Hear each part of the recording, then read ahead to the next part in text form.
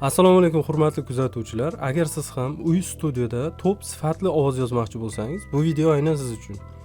Bugun siz bilan noldan boshlab ovozini toza va kuchli studiyo darajasida yozishni ko'rsataman. Xo'p, bugungi videoda nimalarni o'rganamiz? Buffer size va latency sozlash, noise'larni yo'qotish. Noise bu ya'ni studiyo ichidagi yoki tashqi tarafdan keladigan har qanday shovqin bu noise deb ataladi. Toza va baland signal olish, professional recording sekretlarini siz bilan birgalikda bugun 0 darajadan boshlab ko'rib chiqamiz. Demak, ovozingizni studiyo darajasida yozmoqchi bo'lsangiz, bu videoni oxirigacha ko'ring. Kanalimiz rivoji uchun sizdan birgina kutiladigan narsa like va podpiska tugmalarini bosib qo'yishingizni so'raymiz. Ana endi darsimizni boshlaymiz. Demak, mikrofonlar zvukovoy kartaga ulangan, zvukovoy karta kompyuterga ulangan bo'lsa, optionsga kiramiz, audio settingsga kiramiz. Mana bu yerda zvukovoy kartamiz driveri turadi. Agar sizda zvukovoy karta bo'lmasa, mana bunday bo'lib turadi. Asiol bo'lib. Asiol bo'lib turadi. Hozir mana shunday bo'ladi. Mana bu narsa turgan bo'ladi sizda. Siz mana bunga bosib qo'yasiz, bo'ldi. Buffer size mana bu narsa mana. Qancha buni kattalashtirsangiz mana samples mana. Kattalashtirganingiz sari kechikish paydo bo'ladi mana bu yerda.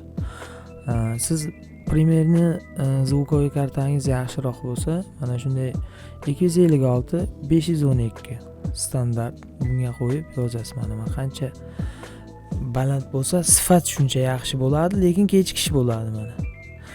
Mana shunday qilib nastroyka qilasiz.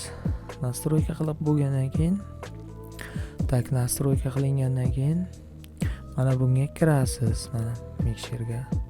Zo'r mana bosilmayapti. Liboy bironta kanal tanlaysiz. 10-kanal primerni mana, например. Bunga kirasiz, mana noni turibdi mana. Hech nima yo'q. Mana albatta bu mikrofon mana zvukovoy kartani nastroykalari mana input 1, input 2. Bunga kirmaysiz, bu stereo yozadi. Sizga mono kerak. Mono yoziladi. Vokallar odatda mono yoziladi.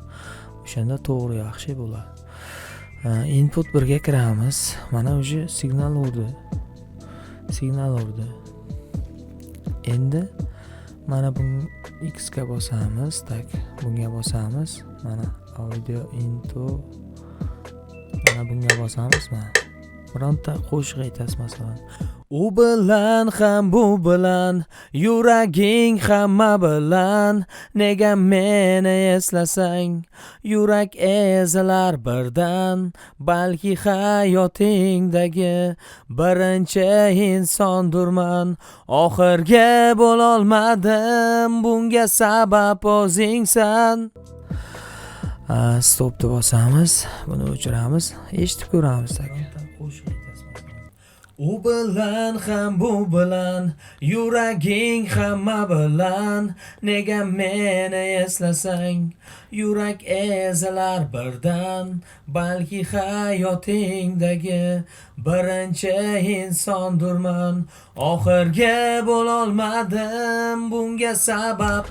Ana shunday qilib yoziladi. 48 voltga e'tibor bering. 48 volt qo'shilgandan keyin gainga aniq e'tibor berish kerak. Birinchi navbatda gainga e'tibor bering. Gain bu eng muhim narsa ovoz yozishda. Ko'p studiyachilar, masalan, hozir yosh studiyachilar mana shu gainda xato qiladi. Videomiz yoqqan bo'lsa, podpiska, like ayamangizlar. Keyingi darslarda ko'rishguncha, keyingi darslarda Xudo xohlasa sizlarga vokalga effekt berish jarayonini ko'rsatib beramiz. Rahmat.